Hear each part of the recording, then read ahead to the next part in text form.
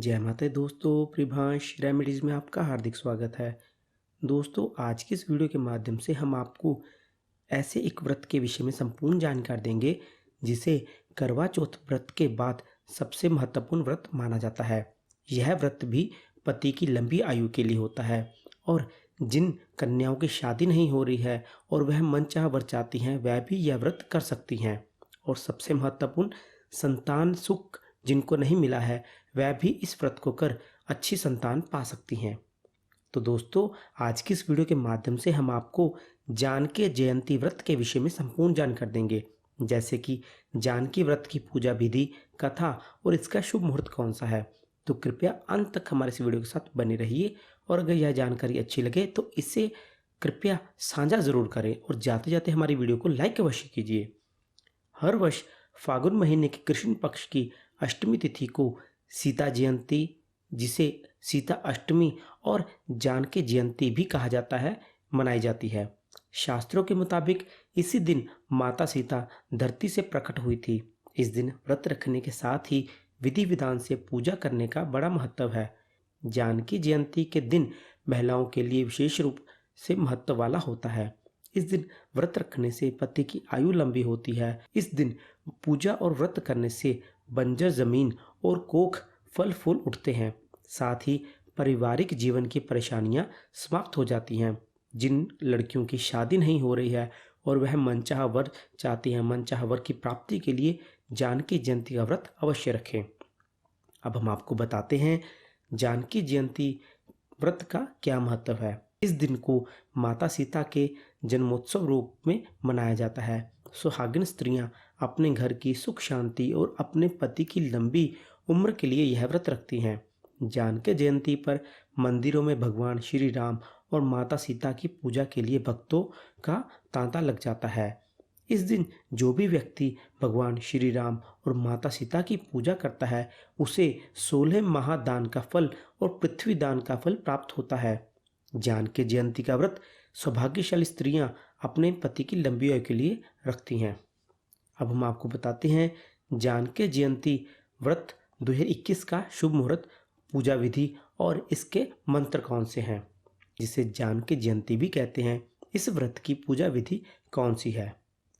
जानकी जयंती या सीता अष्टमी के दिन सुबह स्नान करके निवृत्त होकर माता सीता और भगवान श्री राम के समक्ष व्रत का संकल्प करें। सबसे पहले भगवान श्री गणेश और माता अंबिका की पूजा करें। इसके बाद माता सीता और भगवान श्री राम की पूजा आरंभ करें। माता सीता को पीले फूल, पीले वस्त्र और 16 श्रृंगार का सामान अर्पित करें। माता सीता को भोग में पीली चीज़ें ही अर्पित करें। विधि पूर्वक पूजा के बाद माता सीता की आरती करें।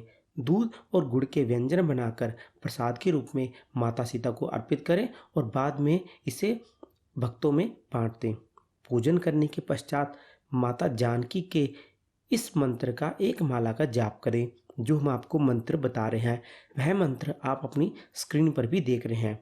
इस मंत्र का एक माला का जाप अवश्य करें। शाम को फिर से पूजन करने के पश्चात आपने दूध और गुड़ से जो व्यंजन बनाए हैं, उन व्यंजन से आप अपने व्रत का पारण करें। अब हम आपको बताते हैं माता सीता के जन्म की कथा। अगर किसी कारणवश आप व्रत नहीं रख पा रहे हैं, तो आप इस कथा को शाम के समय अवश्य सुने, औरों को भी सुनाएं। इस कथा को सुनने और सुनाने दोनों से ही आपको व्रत रखने जितना ही लाभ प्राप्त होगा। तो अब हम आपको वह कथा सुनाते हैं, ध्यान से सुनिए। वाल्मीकि रामायण के अनुसार एक बार मिथिला में पड़े भयंकर सूखे से राजा जनक बेहद परेशान हो गए थे। तब इस समस्या से छुटकारा पाने के लिए उन्हें एक ऋषि ने यज्ञ करने और धरती पर हल चलाने का सुझाव दिया। ऋषि के सुझाव पर राजा जनक ने यज्ञ करवाया और उसके बाद राजा जनक धरती जोतने लगे। तभी उन्हें धरती में से सोने की खूबसूरत संदूक में एक सुंदर कन्या मिली। राजा जनक की कोई संतान नहीं थी, इसलिए उस कन्या को हाथों में लेकर उन्हें पिता प्रेम की अनुभूति हुई। राजा जनक ने उस कन्या को सीता का नाम दिया, उसे अपने पुत्री के रूप में अपना लिया। माता सीता का विवाह भगवान श्री राम के साथ हुआ, लेकिन विवाह के पश्चात वे राज सुख से वंचित रही। विवाह के तुरंत बाद 14 वर्षों का वनवास और फिर वनवास में उनका रावण के द्वारा अपहरण हुआ। लंका विजय के बाद जब वे अपने प्रभु श्री राम के साथ अयोध्या वापस लौटी तो उनके चरित्र पर सवाल उठाए गए, यहाँ तक कि उन्हें अग्नि परीक्षा भी देनी पड़ी, परंतु फिर भी उनके भाग्य में वो सुख नहीं मिल पाया जिसकी वो हकदार थी। उन्हें अयोध्या से बाहर छोड़ दिया गया। जंगल में रहकर उन्होंने लव कुश को जन्म दिया और अकेले ही उनका पालन पोषण किया। अंत में माँ जानकी धरती माँ के भीतर समा गई। सनातन संस्कृति में माता सीता अपने त्याग एवं समर्पण के लिए सदा के लिए अमर हो गई। अब हम आपको बताते हैं दोस्तों, जानकी व्रत पूजा से आपको कौन से फल प्राप्त होंगे। अगर आप इस दिन 6 मार्च 2021 को जानकी व्रत रखते हैं तो आपको यह फल निश्चित रूप में मिलेंगे।